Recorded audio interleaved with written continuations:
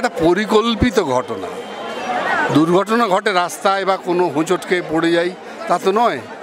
আমাদের একজন সহনাগরিক চিকিৎসক, তিনি রাস্তা দিয়ে হেঁটে যাচ্ছিলেন না, তার নির্দিষ্ট কর্মস্থলে ছিলেন, সেইখানে তাকে পরিকল্পিতভাবে হত্যা করা হয়েছে বলে আমার ব্যক্তিগতভাবে মনে হয়। এবং সেই হত্যার কুলকিনারায় যে 21 দিন 20 দিন বলা হচ্ছে, এখনও কুলকিনারা হলো না। কেন? কি কারণ? কত অপদার্থ সরকার হলে এই কাজটা করতে পারে? যে সমস্ত প্রমাণ লোপ করে দিল। প্রমাণ লোপাট করে দেওয়ার পেছনে কারণটা কি, অভিসন্ধিটা কি? ওই 7 কারা কি ছিল সেদিন ভিড় করে? 3-4টে প্রশ্ন করলেই তো হয়ে যায়। কেন সন্দীপ ঘোষকে সাত তাড়াতাড়ি আরেকটা জায়গায় বদলি করে তাকে প্রতিষ্ঠা দেওয়ার চেষ্টা করা হলো? তার সম্পর্কে 2023 সাল থেকে যত অভিযোগ আছে, কেন তার তদন্ত করা হলো না? এই প্রশ্নগুলো সাধারণ মানুষ করবে না? তার বাড়ির মেয়ে চলে গেল, মা দেখতে পেল না, বাবাকে খবর দেওয়া হলো না। খবর দেওয়া হলো যখন তখন ভুল খবর দেওয়া হলো, মিথ্যে খবর দেওয়া হলো। একটা মিথ্যের মোড়কে চলছে এই সরকার। এই সরকার যতদিন বসে আছে এখানে, ততদিন এরকম ঘটনা আরও ঘটতে পারে, এই আশঙ্কাই তো পথে নামা। কোন সমাজ ছেড়ে যাচ্ছি আমরা? আমরা যারা খানিকটা বয়ঃপ্রাপ্ত হয়েছি বা আমার চেয়েও যারা অধিক বয়স্ক, সেই মানুষেরা কোন সমাজ আগামী প্রজন্মের কাছে দিয়ে যাচ্ছে, যে সমাজটাকে পুরো ধ্বংস করে দিয়েছে। 2011 সালের পর থেকে পশ্চিমবঙ্গে যত খুন, জখম, ধর্ষণের ঘটনা ঘটেছে, তাদের কোন কুলকেনা করতে পেরেছেন এই সরকার? সবসময় আড়াল করবার চেষ্টা করেছেন। কেন? কেন এই আড়াল করবার চেষ্টা? কেন প্রকৃত দোষীরা এখনো পর্যন্ত শাস্তি পেল না? এই দাবি নিয়ে রাস্তায় পথে মানুষ নামবে না।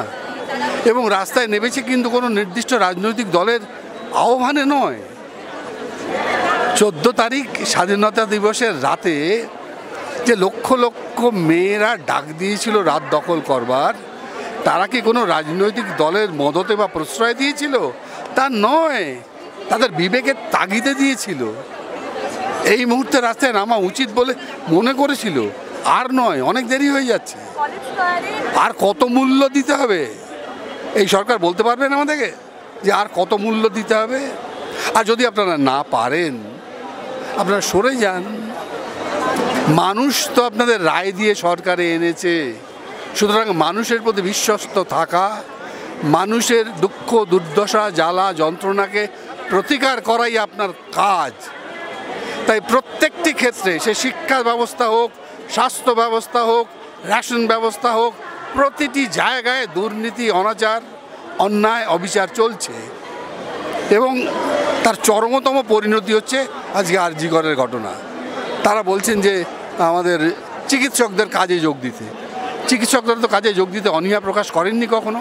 কেন মিথ্যে কথা বলা হচ্ছে? তাদেরকে গতকাল ঘুরিয়ে থ্রেট করা হয়েছে যে আমরা তাদের ভবিষ্যৎ নিয়ে নষ্ট করতে চাই না। মানে আপনারা চাইলেই চাইতে পারেন। তার মানে একজন যদি রাজ্য প্রধানা এই বাক্য ব্যবহার করেন আমাদের চিকিৎসকদের সম্পর্কে, এর চেয়ে দুর্ভাগ্য এই রাজ্যের আর কী হতে পারে? আমার স্পষ্ট বক্তব্য, দোষীদের অবিলম্বে চিহ্নিত করে তাদের বিচারের ব্যবস্থা করুন, শাস্তির ব্যবস্থা করুন। এখন বলবেন সিবিআইয়ের কাছে আছে, হ্যাঁ, সবাই মিলে তাদের সহযোগিতা করুন, তাহলেই প্রকৃত দোষীরা বেরিয়ে আসবে। সিবিআই সম্পর্কে বলে তো শুধু লাভ নেই, আমাদের তো সহযোগিতারও করা দরকার। তারা এই রাজ্যে এসছে একটা ঘটনার কিনারা করতে, তাদের সঙ্গে সহযোগিতা করুন। আর অযথা রাজনৈতিক দল অমুক তমুক এসব বলবেন না।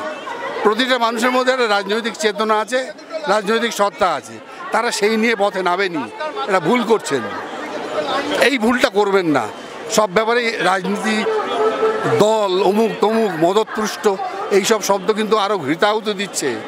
আরও বেশি বেশি মানুষ কিন্তু পথে নামবে। এবং আমি নেমেছি সেই কারণেই, আমার বিবেকের তাড়নায়। আমার বাড়িতেও সন্তান আছে এবং এখানে যারা আছেন তাদের প্রত্যেকের বাড়িতে ছেলেমেয়েরা রয়েছে। তাদের জন্য আমরা কি ভবিষ্যৎ রেখে যাব? আর সত্যি যদি আপনি না পারেন, ছেড়ে দিন না, পদত্যাগ করুন না, দেখি। কিন্তু ডাক্তারদের হুমকি দেবেন না। তারা অনেক বড় একটা কাজ করে আমাদের সমাজে। এই হুমকি দিয়ে তাদের আন্দোলনকে বন্ধ করা যাবে না। তারা কাজ করছেন, ওপিডি খোলা আছে, সিনিয়র ডক্টররা তাদেরকে সহায়তা করছেন, কাজ চলছে, এমন নয় যে কাজ চলছে না। সুতরাং ভয় দেখাচ্ছেন কাকে? আমরা ভয় পেয়ে রাস্তায় নামিনি, আর আপনার ভয়ে আমরা ভীত নই, কোনোদিন ছিলাম না, এখনও নই।